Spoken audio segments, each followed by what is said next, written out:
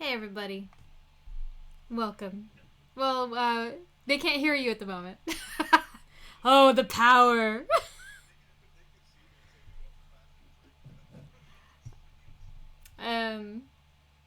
Welcome to another Games Masters chat. Today we're going to be much more casual, much more laid back. You can tell I didn't even move things out from my background. Well, I think we're all just tired. Today we're going to, My background is chaotic as ever. But yeah, we're just gonna be hanging out and talking games, and any questions that people have, just drop them in the chat or on Discord, and we will pop over there and see it. Make sure to tag me or Fallaize so you can look at it. I don't know if other GMs are gonna join us that are in our server, but you guys are welcome to if you'd like. Yeah, I have my tea. I have my blackcurrant cordial and the new my new Wayfarers League water bottle. Yeah, all of us, we're all pretty excited about all the things that we get to buy. It's like we made merch, not so much for the community, but because for us. Yeah. We've got the merch just so that we can have it, and if other people want to buy it as well, that's cool. That's really good. Thanks, Fumble folks, for hosting us. Yay! Yay! We have people hosting us, Fumble folks. Yeah, that's our lovely graphic designer Bree, who this excellent segue helped bring this into creation. Yes, the Homebrew Labs Season 1 magazine. Yeah. This is a lot of hard work went into it. A lot of hard work went into this. I love this show. I love Homebrew Labs so much. We've got our next episode coming out on Tuesday, where we will be finishing off Season 3. And I've already put together the schedule for Season 4, including a special new episode, which is going to be becoming part of our run. But God, yes, so much work has gone into the show, has gone into the magazine. Yeah. It is a passion project. So much so, but I sent it. I printed a few of these, sent them out to our guests from the first season as a thank you for just everything that they did to contribute to the show, just by being there and making these crazy cool pieces of homebrew with us. So that's but the whilst the print version, we do not have a means of actually doing that at the moment. The PDF for this is available on our store at wayfarersleague.com. So if you would like to have a look at some of the crazy contraptions and monsters and magic item and the spell and the settlement and the encounter that we built, our wonderful encounter map from Sarah there. If you want to get your hands on the PDF and see all this crazy stuff, you can go to our store and you can find it all there. And the download on the store actually comes with the maps, both the gridded version and the gridless version, just as standalone images, the full res version, so you can use that in your online tabletop games. And there is a token of the monster. Indeed, and indeed, yes, is the token for the Biolium. For the Biolium. Yeah, amazing. So that's another thing that we've kind of been doing. A lot of stuff going on at the moment, and this we were just saying, like, this month is actually kind of crazy. We've got so many games going on, and honestly, I think I'm playing too many games, but I have a lot of games that are wrapping up. So that's fair. I have a few wrapping up. I'm running games more than anything. I'm literally playing in 2 games. Yeah. But this month, along with the 3 campaigns I'm currently running, I was also running 3 one-shots, one of which has maybe been cancelled now because people had to drop out at the last minute, which Yeah. like happens and fair enough. So I've still got another two, well, actually a one-shot and a two-shot this month. Mm-hmm. So yeah, there's a lot going on, and it's a lot of crazy stuff, but it's all good and it's all fun and it's all building towards just everything that we're hoping to achieve. Yeah. So it's all worth it. It's yeah. Um, Hello, Fumble folks! Yay! Yay as well! Yay to you guys, and thank you again for hosting us. Yeah. Um, so You as you said, yeah, you had a I don't know if this was something else you wanted to add on. I was gonna ask about that homebrew. Before we got on, you were talking about a new yeah, house rule you wanted to talk about. I have a new house rule that I want to talk about. But as I talk about that again, any of the people who are watching, if you have any questions you want to direct towards us about running games, GMing, different systems, or just about Wayfarers League in general, or just general questions about us, feel free to drop them in the chat or message us on the Discord. Tag either myself or Sarah. But this house rule, I came up with a house rule. I came up with this house rule on Thursday, uh, and immediately implemented it into my Tyranny of Dragons game that evening. And I've now also implemented it into another one of the campaigns I'm running, and I'm going to implement it into the third game I'm running next week when we have that session. Because I came up with this thing, and my first thought was, why has no one done this before? At least no one like has publicly done this. I've never seen anyone talk about something like this. And also, why isn't every DM doing it? Because I really love it. And I know I'm sounding boastful, but I am very proud of this idea. So basically the way it works is I don't know if you've muted yourself there, Sarah, but I can't hear what you're saying. I thought I pressed the button again. Hello. What is it? So basically the way this works is every player in the game gets a token, and they get 1 token for the entire campaign.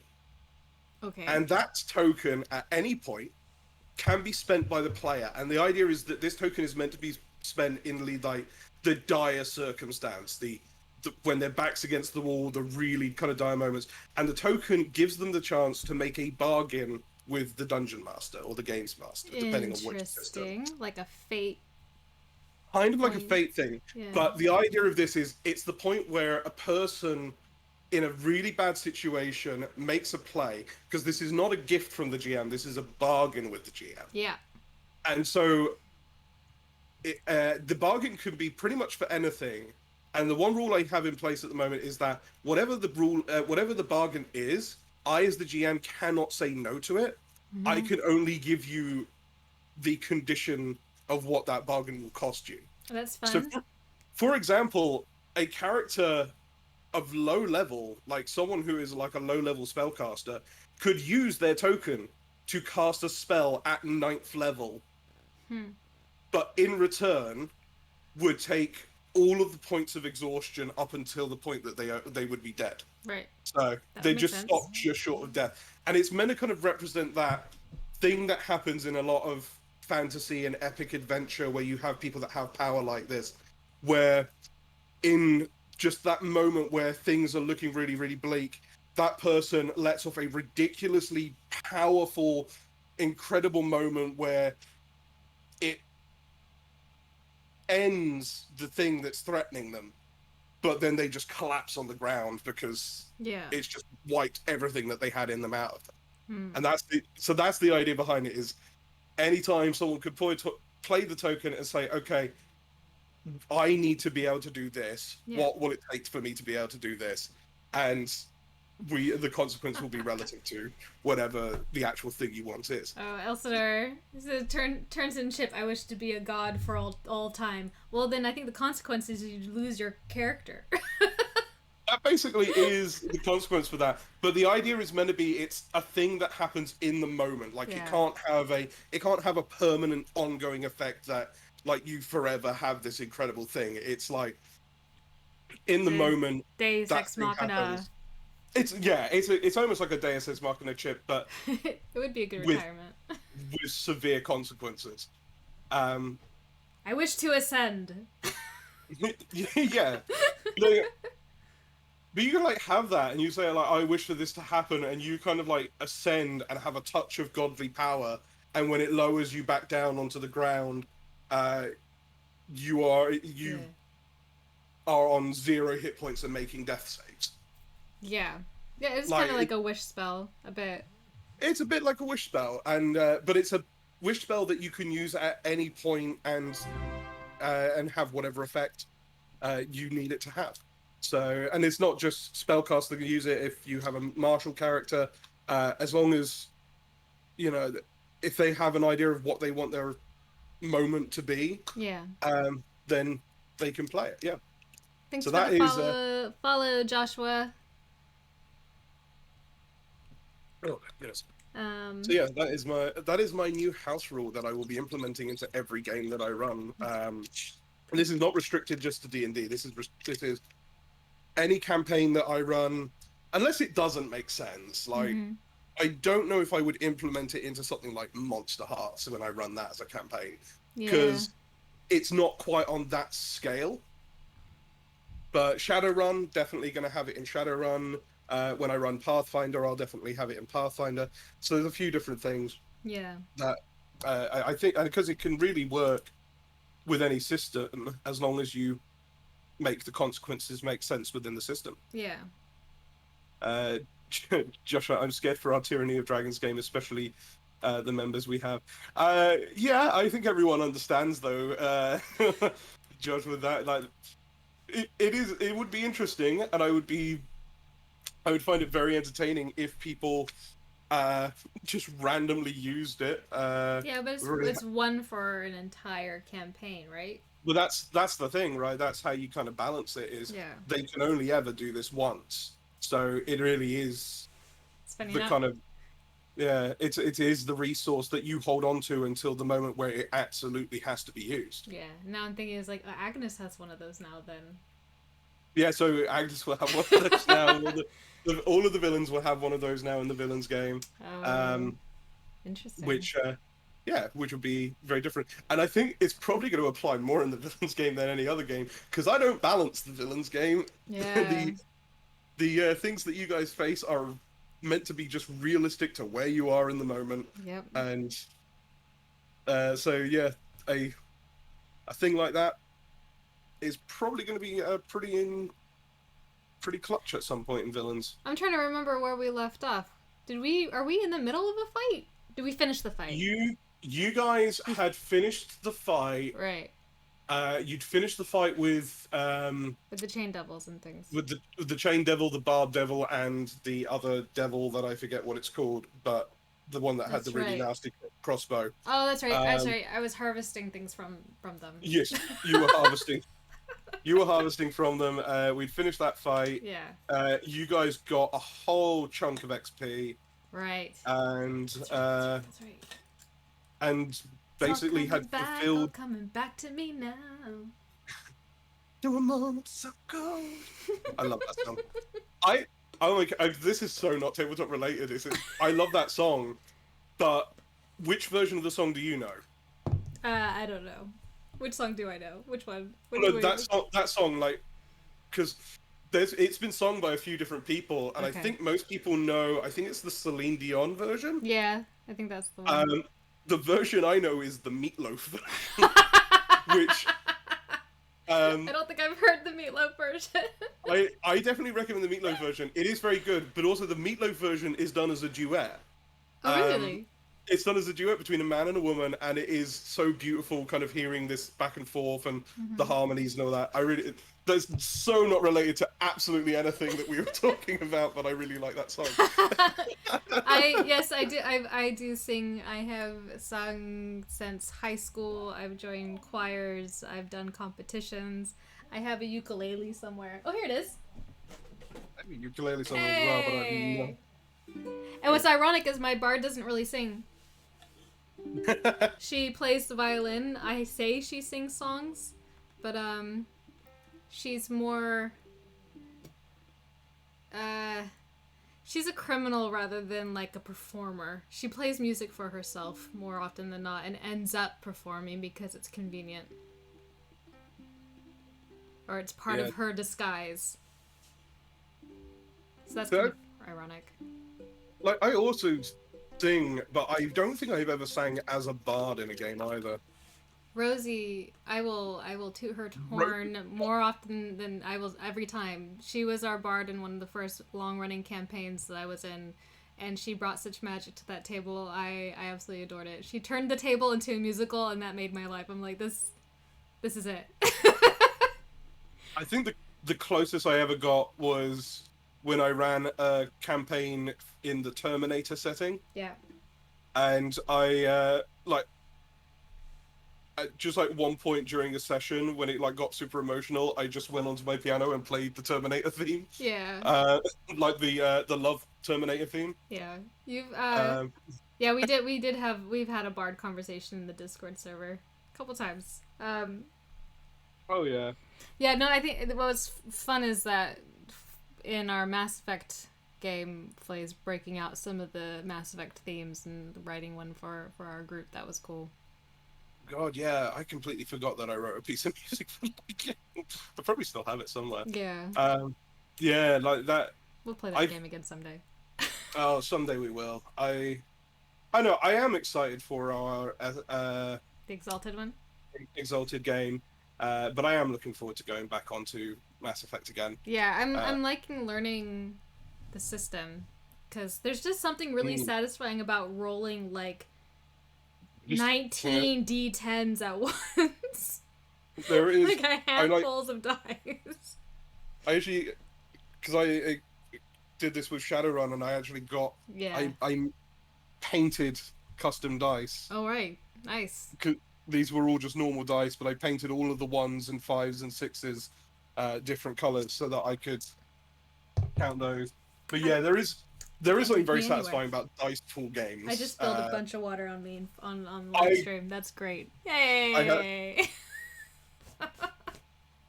I did that a second ago as well when I got it on my glasses. Anyway, yeah, I like new systems and the dice pools. Man, it's a Dice crazy pool thing. systems are so fun because it is very satisfying just to roll a lot of dice. Yeah. So if you are watching and you've only ever played D&D 5e, branch out, join us. Yeah. Like I joined the Blades in the Dark game. And my first session was last Thursday, and Nice. it just reminded me how much I like that system and the playbooks and stress, like the levels of like using stress as a way of boosting your rolls and how that works together, and the stress I is really like love separate that, from harm and like being hurt being hurt in those systems. It's really bad. Yeah. It takes a Oh long yeah, time 100%. to heal. I had an idea for a game in Blades in the Dark, but Yeah. it's on a list of about 20 ideas I have for games in different systems. So I don't know if I'll ever actually run it, but I really wanted to do something like a it was going to be like a detective style thing, but not like not like a kind of law enforcement detective style thing, much more of a Poirot, Miss Marple, Sherlock Holmes, Okay. like the kind of The private eye stuff. private eye detectives who are not actually affiliated with the law at all. just Yeah. They're just private investigators kind of deal. Yeah. Josh, 17d6 is delicious. I love it. So that Elkdor isn't the Shadowrun game 5e. It is. It's Shadowrun 5th edition, which is it's not Shadowrun using D&D 5th edition mechanics. It is the 5th edition of Shadowrun. So because Shadowrun has actually had 6 editions at this point, so so there may be some confusion there. But yes, that's what that is. Do we have any questions from the No, we're all just chatting. chat at the moment? We're all just hanging out and chatting hanging still. out. I That's ran out cool. of tea, so I moved on to water. Fair enough. What was something I was gonna. Oh no, that's not what I was gonna say. But it's fine. My lord of Sublime. No, it's fine. You're not. There. It is a reasonable misunderstanding purely by the fact that there are cyberpunk games that have been built from 5th edition D&D that are just like it's the cyberpunk world, but it's 5th edition D&D, and it's just like cool. Or you could just play cyberpunk. Yeah. Uh, it's already a system that exists.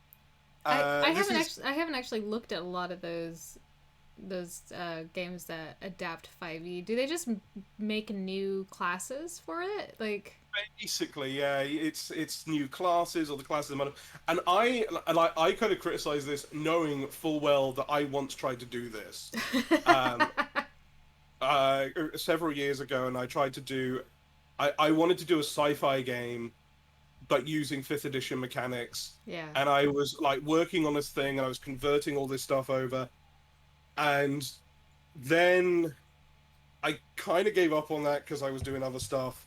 And then as I started kind of getting back into like trying to run different games in different settings, I was just like, I may as well just read one of the other books and like learn to run games in different systems Yeah. rather than trying to just reinvent the system to work for a setting.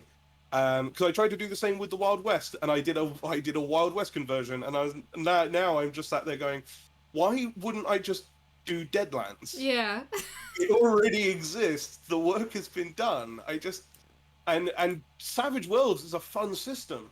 It's a system that is it's a system that gets very, very exciting when you roll because it has a mechanic in it called exploding dice, where so the idea, if no one's played Savage Worlds, is every skill or ability that you have is has a dice linked to it. Okay. So you a D4, a D6, a D8, a D10, or a D12. And so the bigger the dice is, the more adapt you are at that particular skill. Mm-hmm. And anytime you make a roll, you roll your skill dice, and you also roll an additional D6, which is your wild dice. And the idea is all you need to be successful is to get a 4. But if you get a 4, it's a success. If you get an 8, it's like a higher level of success, and it goes up in increments of 4. Okay. However, if you roll the maximum number on the dice explodes. You re-roll the dice and add the number that you get there to the maximum number that you just rolled. Oh, that's epic. It was just really epic, and and there's no limit to how many times the dice can explode.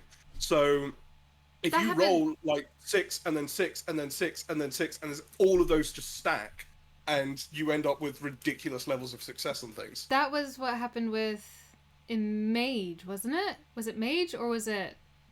Was it Mage? Or was it the cyber game though? Maybe it was the cyberpunk game. I think it might have been the cyber game. I feel like because Mage is World of Darkness, which is the same mechanics as like Vampire and I think Essence. Yeah. I don't think they then exploded in that. Because it must have been cyber. Because I feel like that kept happening in one of the games, in one of the one shots that we played. Quite possibly. It must have been the cyberpunk game then. It might have been. I think it might have been the cyberpunk game. Because we're like, how is this still happening? It was awesome. We have a question. Elsador, yeah. Well, since you are opening up the question portion, I feel I have an issue of over-preparing for a game, reading a module over and over. Then game time, brain goes completely blank. How do you prevent this from happening to you? How much do you prepare versus time to just wing it? It depends on the game. It depends, very much depends on the game. I am I've kind of started shifting a bit more into the just winging it school of thought. I do prepare. So like, because I run Tyranny of Dragons, which is a module game that is all predetermined. So obviously like battle maps and things like that and tokens, I make sure I have all that stuff up and ready to go. And I make sure I read the module so I know, like what specifically is in each individual place. So one of the things I kind of talk about a lot when we in the last run of the Games Masters Academy was more, you don't need to kind of go through every little detail that the thing gives you necessarily. The important thing is to know where you are trying to get the players to, what their destination is meant to be. And if you know where that point is, you can kind of feel comfortable with a bit more free-form stuff and kind of not having to stick to the book 100%, as long as everything that you do and every information, all the information you give to the players does lead you to the point that you need to get them to. Um, so there is something to be said for just like putting together the bare bones of a structure of what you need to accomplish in a particular part of a game, and then just filling in the gaps as you play. Yeah. Hi, Sam. Uh, Bonjour. Um, Bonjour. Hola. I think I've done both, written my own modules and I've ran a variety of books. So I think running my own things, it's easier because then there's a lot more freedom to feel like I can branch out and make up Yeah. stuff. It's a lot easier. Um, It, yeah, well, that is kind of important, right? Because if you're homebrewing a campaign, then there is no right and wrong Yeah. as to what happens, right? yeah. You can steer that in whatever direction you want. Um, but with specifically module games, yeah, you can still be a little bit more freeform. It's definitely harder, Yeah. and I get why people are resistant to it, because obviously it's like, no, the book says that this is what's meant to happen at this particular point in time, Well, I think and so I can't deviate from that at all. Well, what's tricky is that with books, if you should read all of it. I say that without doing it. You should read all of it. Yeah. So then I because read through the first book of Tyranny. Yeah, but so I think the feeling that is, from my perspective, when I'm running it, I'm afraid I'm going to say something that will contradict something later, and so That's the thing. that's the danger that I personally feel when I start making up stuff while running modules. But if you pull out the, like what Fallaize is saying, pulling out the bare bones, and like usually like what I'll have is main information that the characters need to find. I won't necessarily use the NPCs that are offered in the book. If I do, I'll take the base things about them and then make them my own kind of characters. Or I'll put my own NPCs that will have the similar information for the players. Yeah, 100%. That's Yeah, and so having those things and then having a list of items that they can find when they're out. And so it's more of like having the elements that build up this adventure and allowing you to plug them in as you go. And so then if you have just these like cliff notes available for you, then it's a little bit harder for your brain. Like your brain goes blank, then you can easily access that information. Normally, what I will prepare, I'll go through and make sure I'm prepared for a few sessions, and then before I run that day, I will look at the monsters that are coming up. I will look at the information and what encounters are set up for the players. So then I'm prepared that way. And that, like, even like on an encounter level, it's like, okay, make sure you read your monster stat block ahead of time.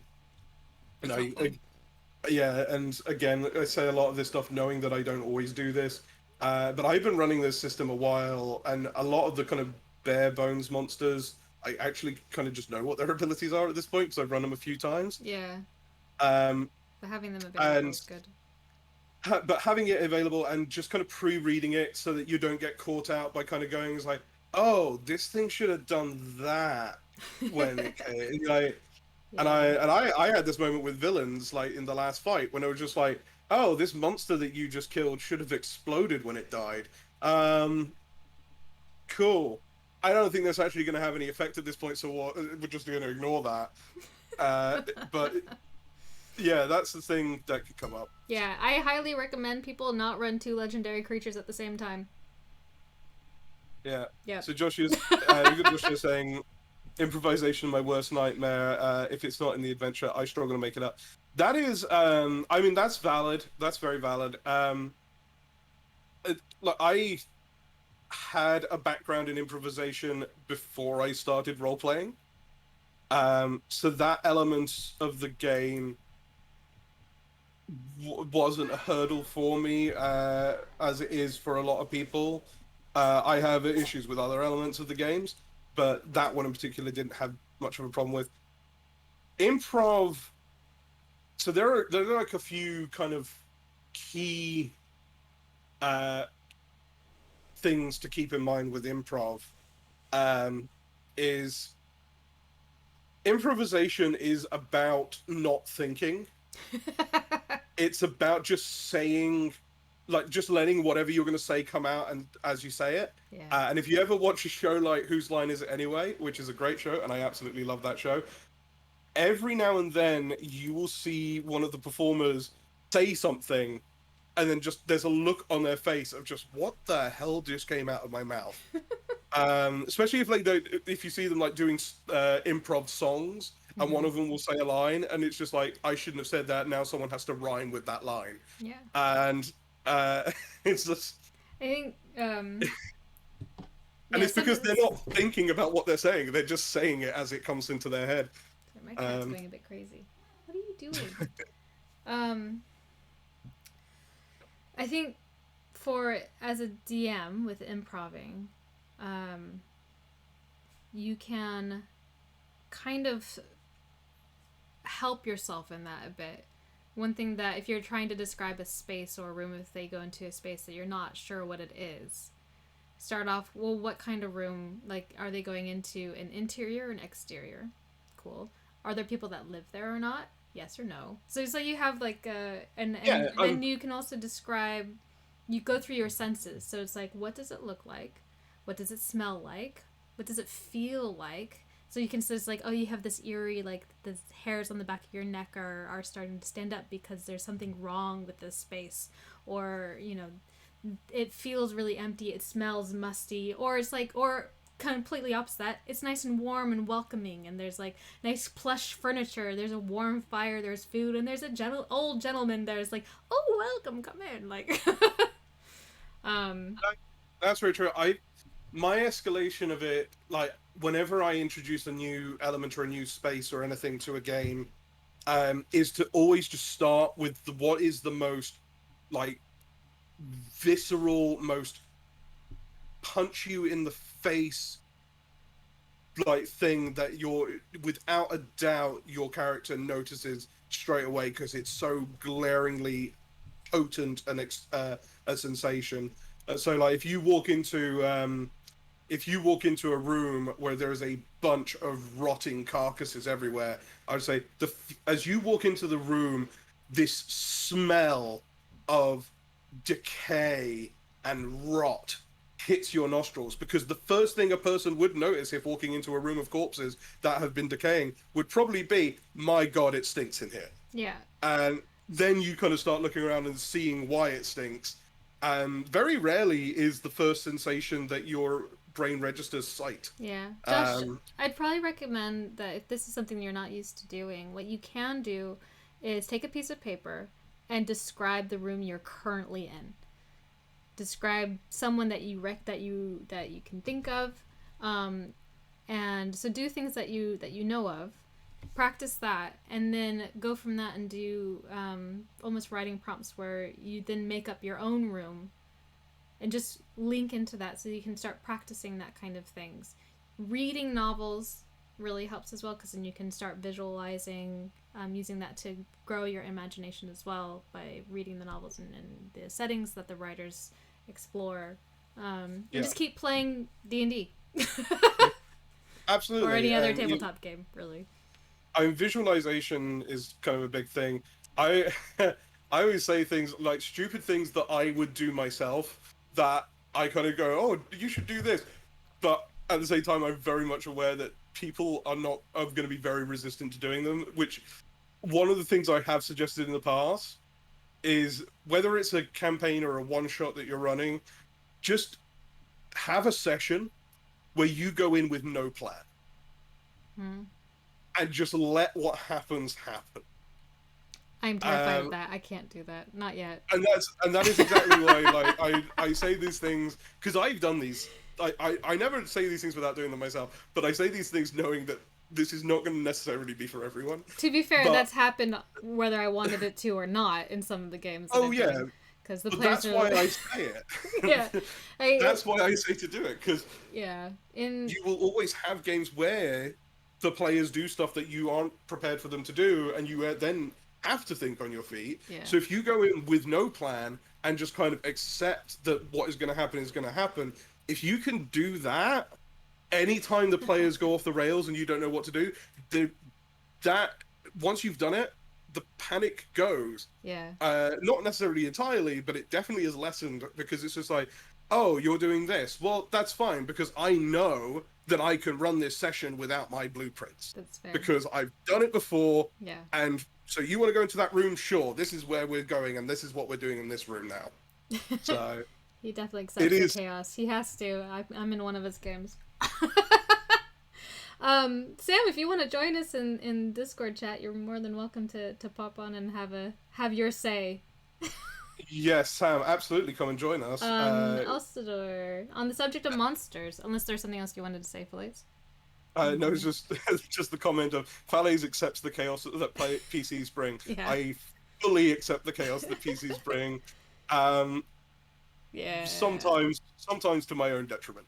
Let's see. On the subject of monsters in combat, how do you go about balancing an encounter? Sometimes I've used the CR rating system and the party has just wiped the floor with the monster. How do you make sure that you offer a challenging fight, but not an unwinnable one, unless you just place an ancient dragon in front of a level 1 party and they are dumb enough to attack it? Yeah. Oh my goodness. This is the question, right? This So the CR system in 5th edition sucks. It absolutely sucks, because there is no consistency. No. There's absolutely no consistency to what monster. There are okay. So from my understanding is that the CR rating balances out against a party of, so like CR4 will balance against a party of of level 5 level. So, like, it is an easy combat for 5 level 4s, essentially. As if that party has already gone through some encounters, they can still survive this fight relatively easily. So you want to go a bit higher than,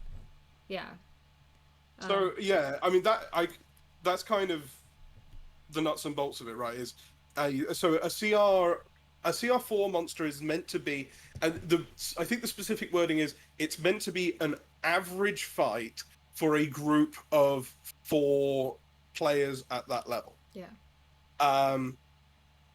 However, the CR rating does not take into account what classes these players are playing as, what kind of players these people are, magic items, any of this stuff. It does not account for any of this stuff, and it's also it is just full of crap.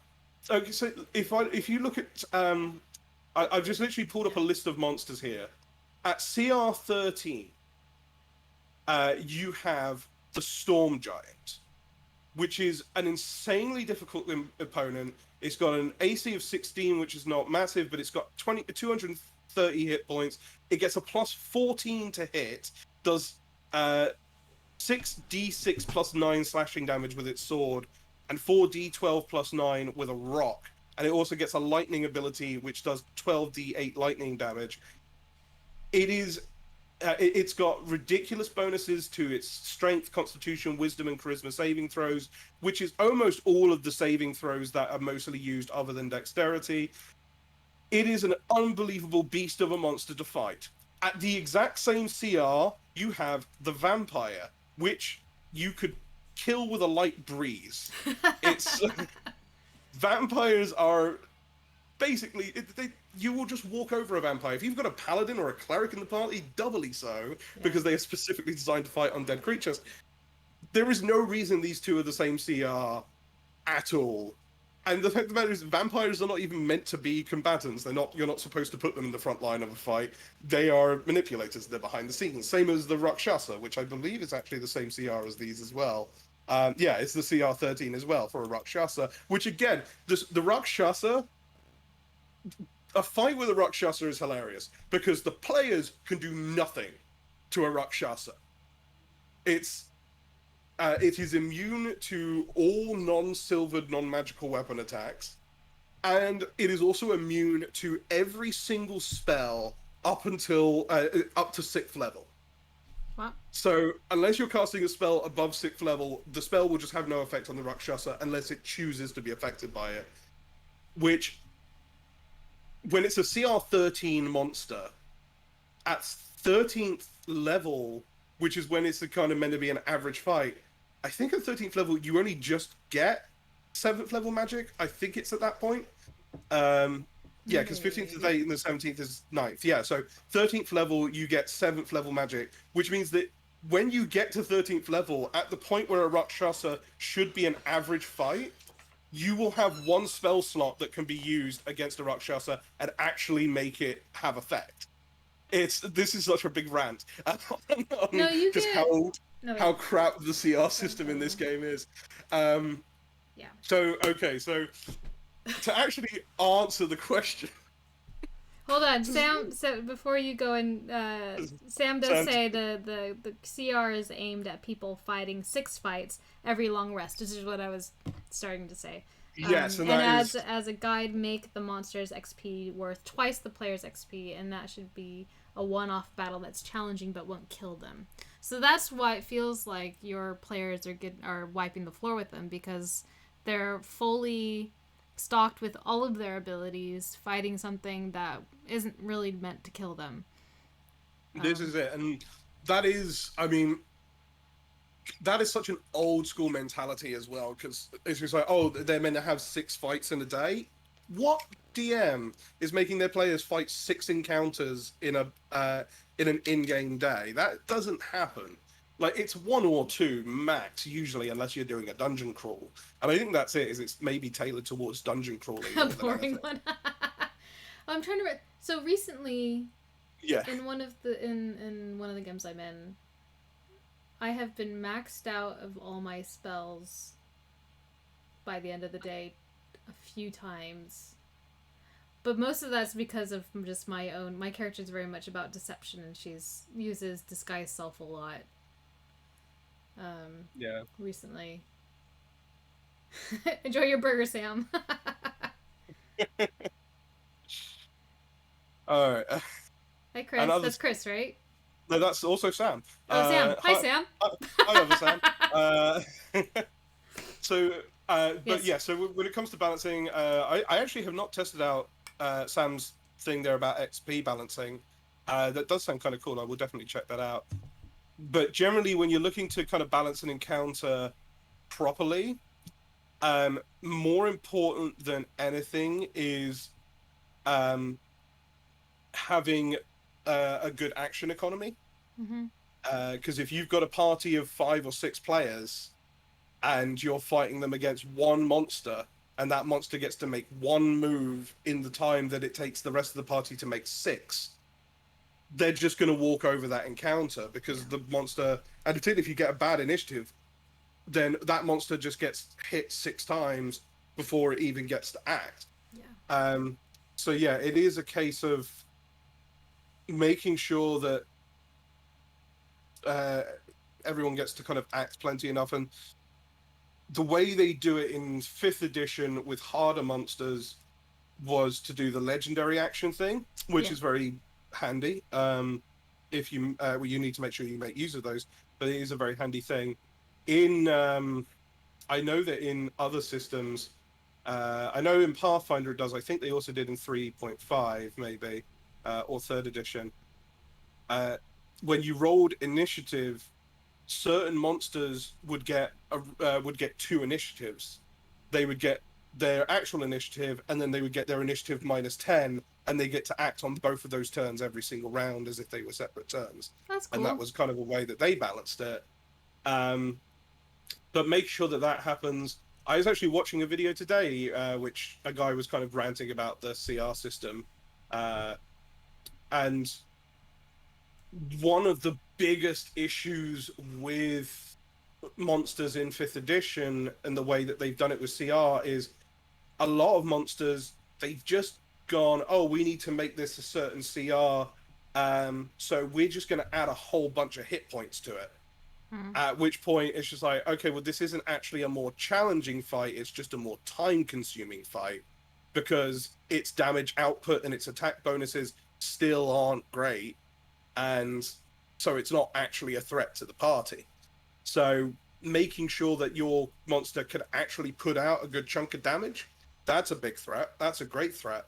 Um, so To you will know, and anyone who played in my 20th level two shot, that monster was putting out a, over 100 points of damage around. yeah, I think And one thing that you can do if like with the action economy, if you want to just have the still use the sim CR, you can add monsters to it, so there's more than one. You can have a second wave of monsters if you're concerned that a fight's going to be too easy.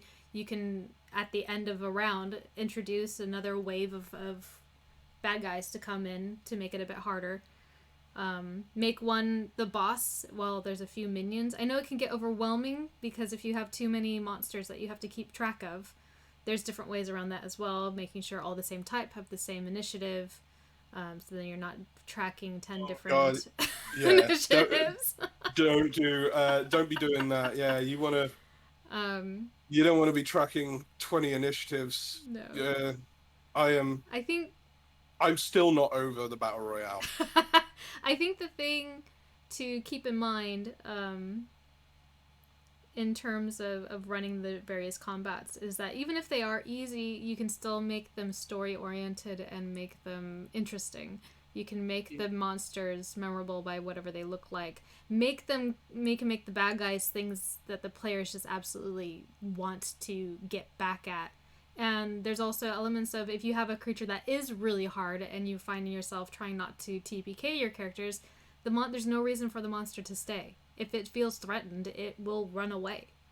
Yeah, it's you can like you play the monster to its intelligence, like Yeah. react realistically to things. Because most creatures, most animals, this is a thing like uh, you would see movies about like shark attacks and things like that. And the reason shark attacks are actually so as rare as they are, or at least fatal shark attacks as rare as they are, Mm-hmm. is because if a shark bites you and they say punch it in its eye and attack its gills, it's because if you're trying to eat something and that thing starts hurting you, you're not going to keep trying to eat it. You're going to go find something that's not going to hurt you and eat that instead. That's the mentality these creatures have. Why is my lunch hitting me? It's like this is this is not, like if we as humans like were like biting Yeah. into biting into a meal and the meal suddenly started just lashing back at us, Yeah. we would Yeah, just go, I mean, I'm not buying that anymore. if your sandwich jumps up and hits you in the face, you're not going to sit there and keep eating it. No, you're probably going to run, if that is the case. And that's mimic sandwich written down in the notes. mimic sandwich, yeah. That is the thing. I think Wolves run away? Is that what Rob Binman yeah, wolves does do the same. Yeah, if you hurt a wolf, it's not going to stick around. It's going to run off. Yeah. That is the mentality of animals. Like unless you've got a situation where it's like creature's got a back to the wall, or you're like, for example, like with bears and stuff, you get it a lot where it's if you're near where its cubs are, even if you're not aware that you're near where its cubs are, it is, and even if you do fight back, it's Yeah. going to keep fighting you just because it's protecting its young. Those sort of things happen, but have that kind of like mentality of like, what is the creature actually thinking in this moment? It's not just a stat block; it's an actual thing Yeah. that has its own mentality. But if you want to take a monster and truly make it a memorable monster to fight, take off a bunch of hit points and rack up its damage output, because Yeah. the fight might not last as long, but the party will remember it because it's like, oh yeah, that's the monster that nearly killed me in 2 hits. Yeah.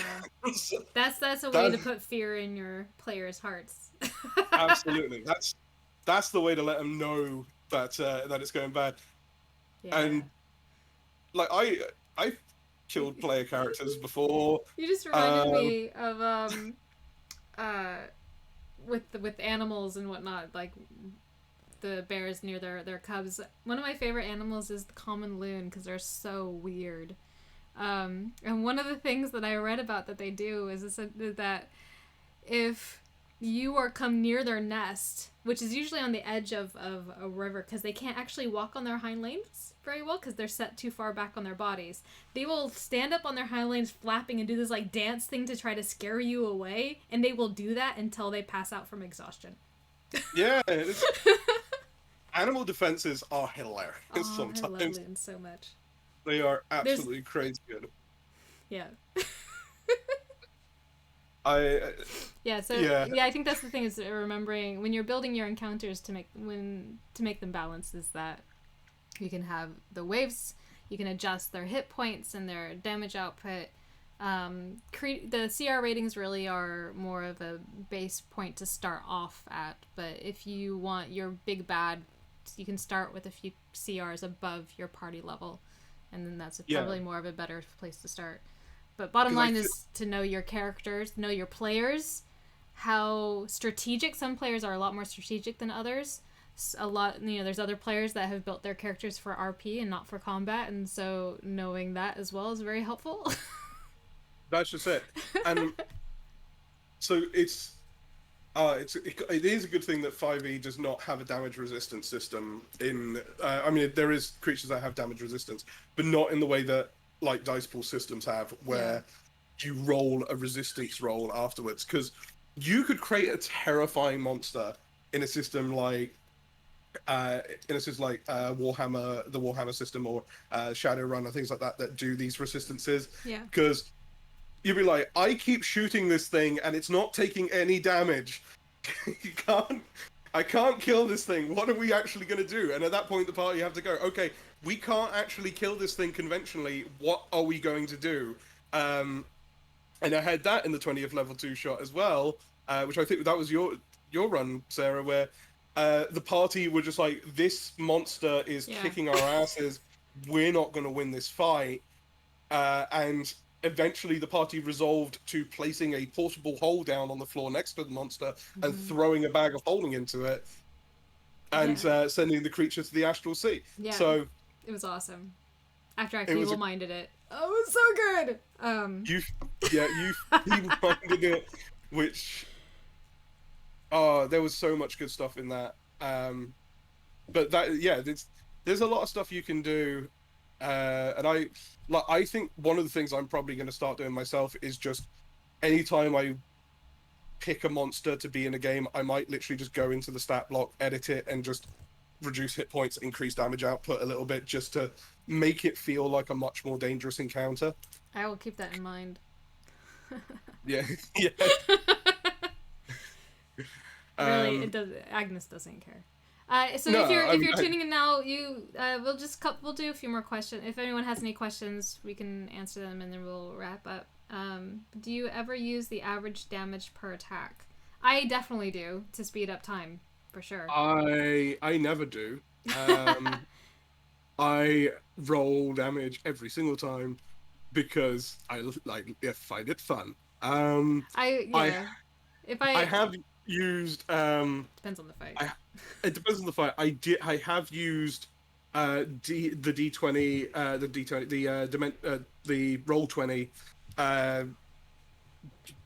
dice for damage when the dice pool has been a bit ridiculous, especially if it's a dice pool that comes up quite a lot. So I get the monster from the CR, the level 22 shot, did a damage output of 25d6 force damage.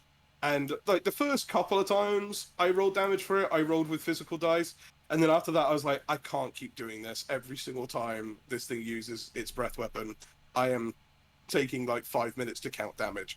So then I just put it into roll 20 and let it do the maths for me. Yeah, when I've run encounters with like 10 different monsters and whatnot, I definitely use the average damage per attack because I just want to get on with it. I mean, it's a personal valid choice. That's completely valid. In my mind, it's unrealistic that every single attack is going to do the exact same amount of damage. Yeah, I don't do it every time. I'll also do is that I'll roll the damage dice at the same time as the attack. That I will do depending on how many dice it is. Yeah. Or what I would more often do is if it's got multi-attacks, roll all of the attack rolls at the same time. Yeah, do that too. And then See how many hit, and then do and all the basically kind damage of go dice. and then do all of the damage at the same time. Yeah. And that does speed things along quite a bit. That I got from Pathfinder, purely because when you do a multi-attack in Pathfinder, whether as a player or a monster, after a certain point, you're doing like 4 or 5 attacks around. Yeah. So, and in fact, with our friend Dean, his barbarian, when we played Pathfinder, was dual wielding, so he was doing like 7 to 9 attacks around. So yeah, it was literally just a case of, okay, cool, we're doing all of these attacks. I'm just gonna roll 4d20 and like make sure I've got all different colored d20s and I have them in an order so I know which order they do, because you actually get different attack bonuses for each attack. Pathfinder does this sort of shit. Crunchy.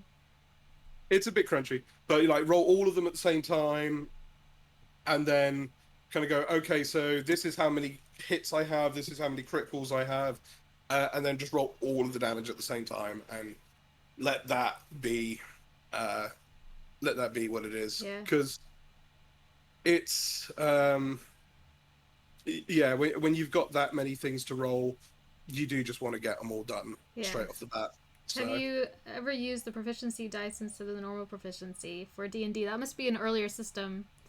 Unless, because in the DMG, I don't think I have ever heard of that. Granted, I have not read the DMG from cover to cover. Instead, do you have a page number? Do you have it's in the DMG. It's I'm not. I'm also not familiar with the proficiency dice. I definitely have not read through cover to cover the DMG. No, I've never done that. At proficiency, I've always done it as just the proficiency dice, bonus. 263. Okay. I love learning new things. Yeah. That's why I like new systems. Let's see. Well, this is proficiency die. There we go. Oh, it's using a proficiency die rather than the standard average proficiency bonus, I'm guessing. Let's see. Yes, it's an optional role, replacing the character's proficiency bonus with a proficiency die, adding more randomness to the game, make the proficiency a less reliable indicator of mastery. I find that really obnoxious, actually. Because I feel like if you are good at something, you should be consistently good at it. Because you know you have practice, you are proficient in the skill. So creating that and making that random, doing a 1 on something you're supposed to be really good at, adds more randomness, but it makes something that should be more consistent less consistent. So if you're it's the same thing, like if you roll a 1 and then a 1 on your proficiency on something that you are well trained and well skilled at, that doesn't make any sense. I can understand people wanting to do it, but I will not. It is. I definitely would not use that rule. It is one of the biggest flaws in D20 systems. Yeah. And especially 5th edition, because in 5th edition the bonuses that you add to your D20 rolls are so small. Yeah. Compared to older editions of D&D and Pathfinder, where you could roll a D20 and add like. I should even have a look and just see like what kind of crazy numbers I was adding to rolls back then, because it was like when you roll a D20 and you're adding 45 to your dice roll. Yeah. The D20 is only a very small part of that number. Yeah. And that was my character's acrobatic skill when we were playing Pathfinder. So yeah, you have D20 and you're rolling and adding a 6 or a 7, or even like when you're a rogue and you have expertise in something and you're adding a +10 to it. Yeah.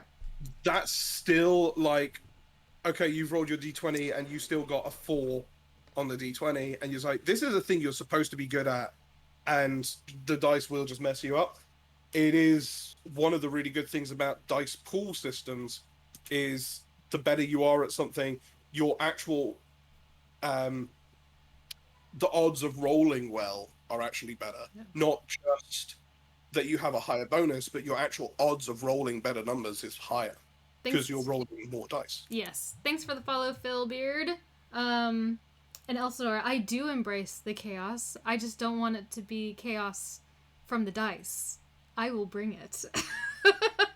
It is, yeah. I know. I think the thing is, There's chaos in play. Yes, there's plenty of chaos in play. The thing is that with the D20 system, I feel like we talked a bit about this last time as well. That Yes. the idea of a pass or fail system is Yeah. inherently it doesn't work as well narratively. It is very binary. And I actually, the more games and the more tabletop games I play, the ones I actually prefer are the ones where you can fail forward or like you succeed, but the horrible thing still happens. And so there's a lot more.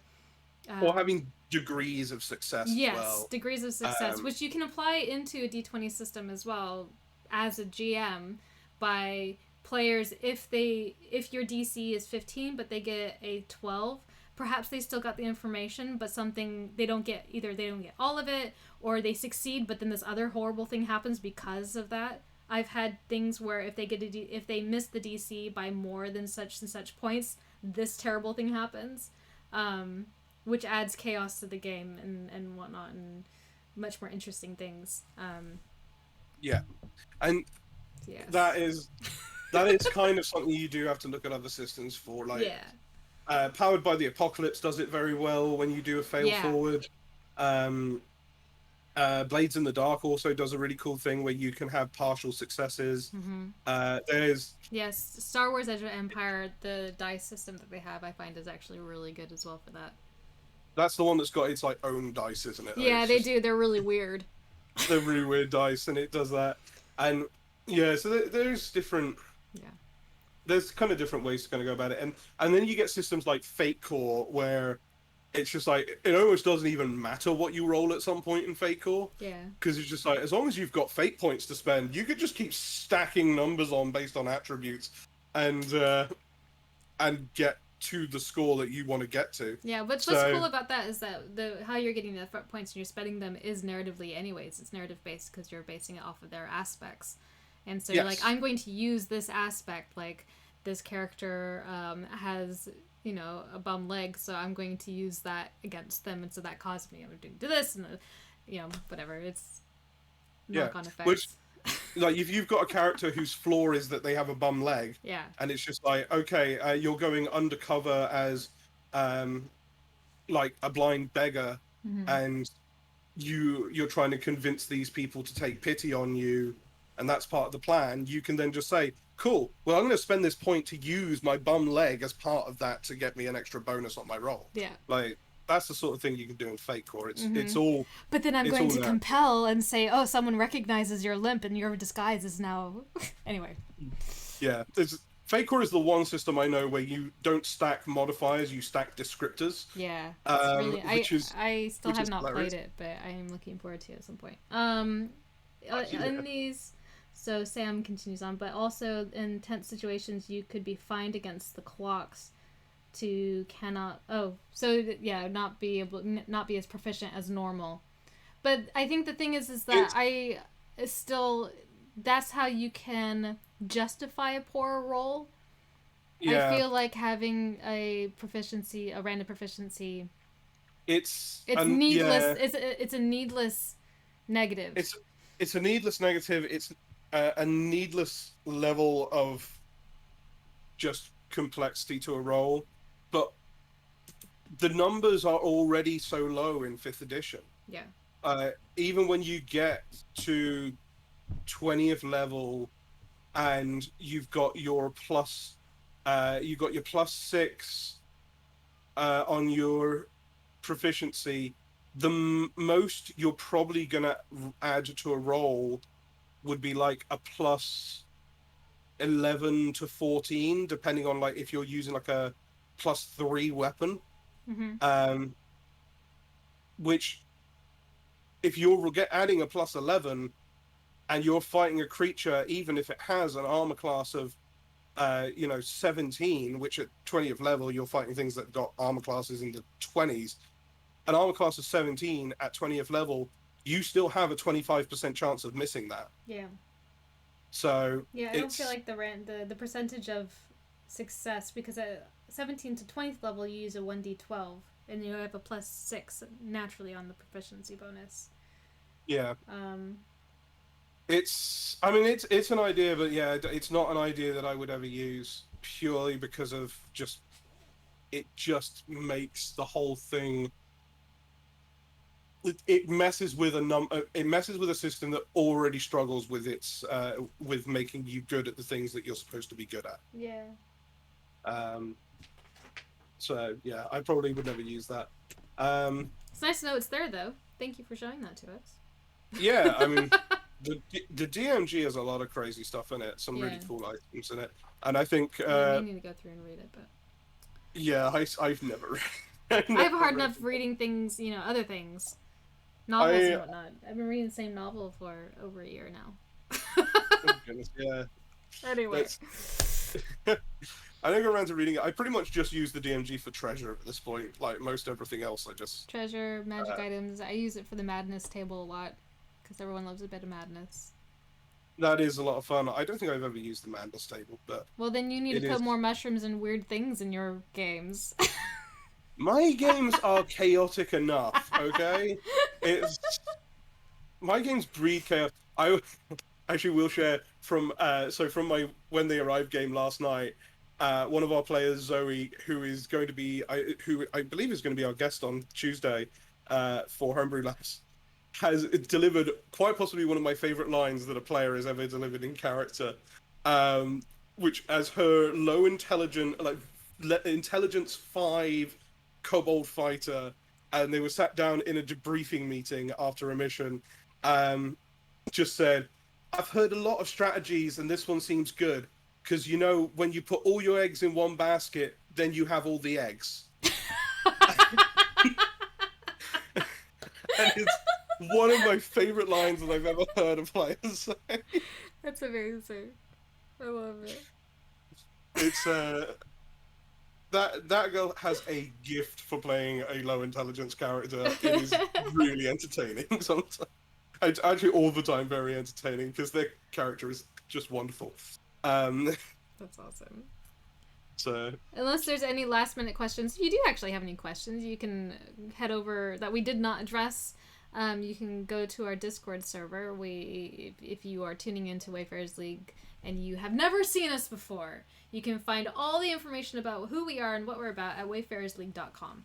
We run free games of varying different systems, which you have a few up right now, and more to come. That are a lot going on this month. Yeah. So we have our games up on the events page. Once you join the games, you can even if you don't join a game, come join us on our Discord server. Lots of really helpful people there. If you've never played a game before, we're happy to teach you. We have a questions and answers channel within our Discord server that you can drop questions about anything. Yep. And so we have that going on. What's really exciting is actually we have come up to our 1-year anniversary this next month. And so we are having a party here in London. I say here, I'm not actually in London, but in England. We are having a party, and there's an event set up for that. We have on the day. London. Yeah. We're having a party here in London. There you go.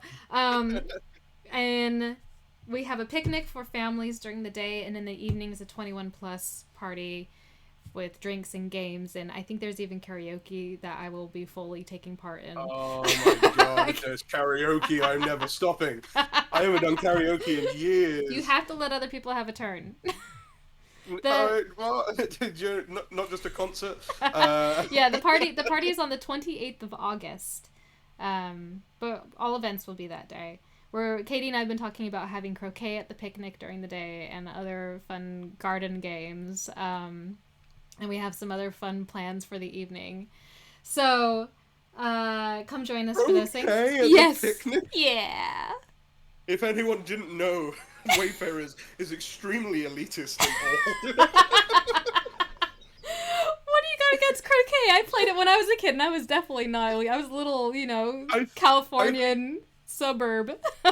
I think I remember playing croquet once when I was a child. Really? And all I remember was crying because I couldn't lift the hammer. Oh, I think you could lift a hammer now. I probably could lift the hammer now. But yeah, so we're gonna be doing that on the 28th. We also have our Redbubble shop up. Yes. where you can get stuff. I'm looking at opening another shop that will have less merch. It won't have as many as big a variety of things, but it will be in the UK. Yeah, that's cool. We won't have that's you can only get the cell phone and the water bottles from Redbubble, but we will have T-shirts and things available from another shop very soon. We also, very exciting, if you missed the very beginning of this, we have our first zine out of from Homebrew Labs. Homebrew Labs is one of our other shows where we create 5th edition content live. We spend an hour using prompts where we draw various... I draw things, and then Fallaize and a guest build up the lore, the stats, and all of that. And Our next episode will be on Tuesday, on creating an encounter for our season finale for season 3. Yes. So you can come join us with that. I'm going to be talking to Fergus about getting the rest of our of season 2 up on YouTube. You can see all of season 1 on YouTube right now, and you can also buy your own PDF copy of the zine on our website in the shop. Indeed, you can. So that's all there. I am talking very fast. It's good. There's a lot of we said. There's just like a lot of stuff going on at the moment. Yeah, we also have our crap film club that I think is still happening. I don't know. It might move, but we watch really horrible films once a month, and they're really fun. We're watching Lawmageddon this month. I said I really would love to come and join the crap film club, but I think I have a game on that night. Yeah. But if you guys decide to watch the Dungeons and Dragons movie, which is an unbelievably wonderfully horrible film, it's so bad, but it is very funny. Yeah, I'm not in charge of the movie list. They just tell me what to put up. I know. So maybe we'll add it to the list at some point.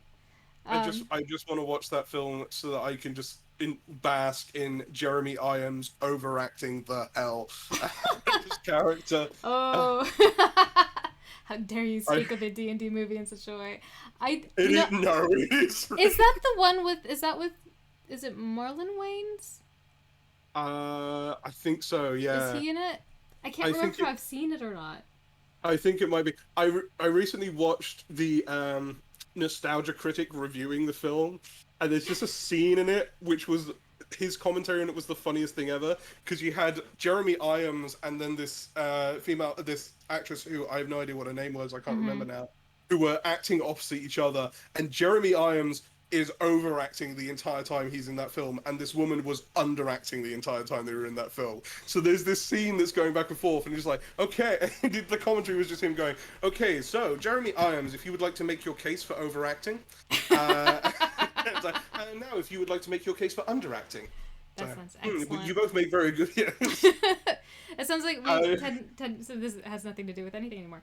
We like to watch. Ted and I liked to watch, which we haven't in a long time. The Mystery Science Theater 3000 guys. They're called Riff Tracks. So rifftracks.com. We download and you sync it up with whatever movie you're watching that you download it for. And I swear, the Twilight commentaries are probably one of the funniest things I've ever watched. They're so good. That would be, I mean... We still need to watch the other one. There's so much you could do with that, yeah. It's brilliant. That is truly wonderful. The only thing I've realized about the Dungeons & Dragons movie, which I'm kind of like, because I haven't actually watched it, and I had created my character before I ever found out about this, but apparently there is a female wizard in the Dungeons & Dragons movie called Marina. Oh, really? Yeah. Oh, that's funny.